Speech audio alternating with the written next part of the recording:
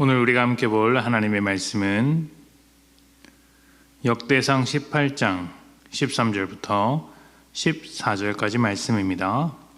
역대상 18장 13절부터 14절까지 말씀 제가 봉독합니다.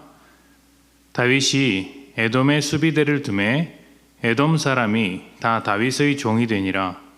다윗이 어디로 가든지 여호와께서 이기게 하셨더라. 다윗이 온 이스라엘을 다스려 모든 백성에게 정의와 공의를 행할세. 아멘. 살면서 지켜야 할 기본적인 것들은 초등학교 1학년 때 다 배운다는 이야기가 있습니다. 정직하고 성실히 살며 책임을 다하고 부지런하게 사는 것이죠. 또 나쁜 일은 하지 않고 욕심을 부리지 않으며 살아야 한다는 것입니다. 사람답게 살아가는 삶, 사실 누구나 알고 있는 것이죠. 그런데 왜 그렇게 살지 못할까요? 세상은 왜 그렇게 흘러가지 못할까요? 쉽게 판단할 수 없는 다양하고 복잡한 문제들이, 이유들이 있을 것입니다.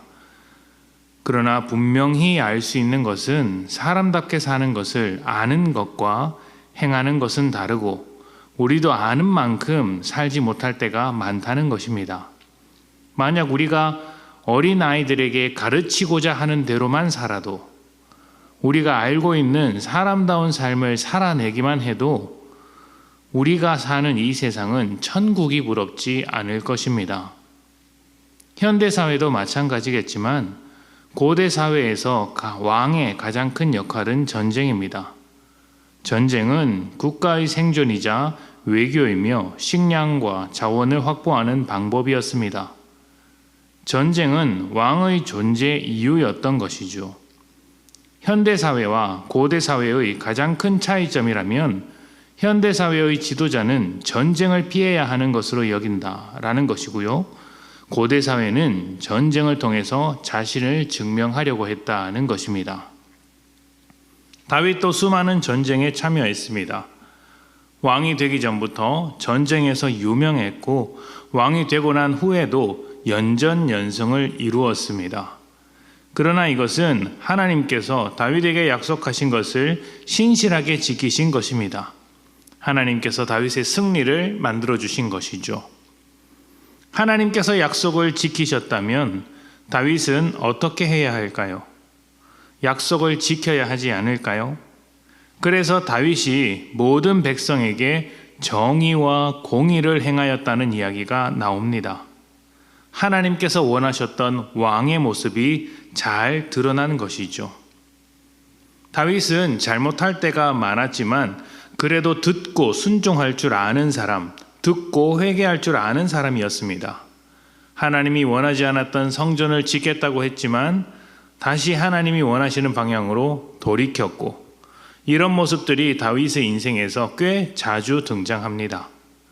오늘은 좋은 모습이 나왔으니 내일은 또 부족한 모습이 나오고, 내일은 부족한 모습이 나왔으나 그 다음에 회개하여 또 좋은 모습이 나온다는 것이죠. 하나님은 다윗과의 약속을 지키셨듯이 우리와의 약속도 지키십니다. 하나님은 자신의 역할, 우리의 아버지, 우리의 왕, 우리의 주인으로서의 역할을 한 번도 포기한 적이 없습니다. 그렇기에 우리에게 필요한 것도 하나님께 대한 신실한 태도, 충성된 모습입니다.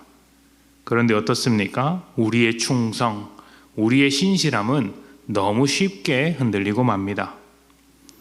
우리의 충성이 쉽게 흔들리는 이유는 다양할 수 있습니다. 그러나 결국 하나로 모아집니다.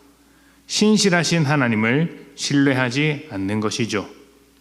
그래서 하나님은 지금도 우리를 설득하기 위하여 여전히 약속을 지키고 계신 자신을 보여주기 위하여 십자가에 달려 죽으신 그 사랑과 열심 그대로 우리에게 여전히 일하고 계십니다.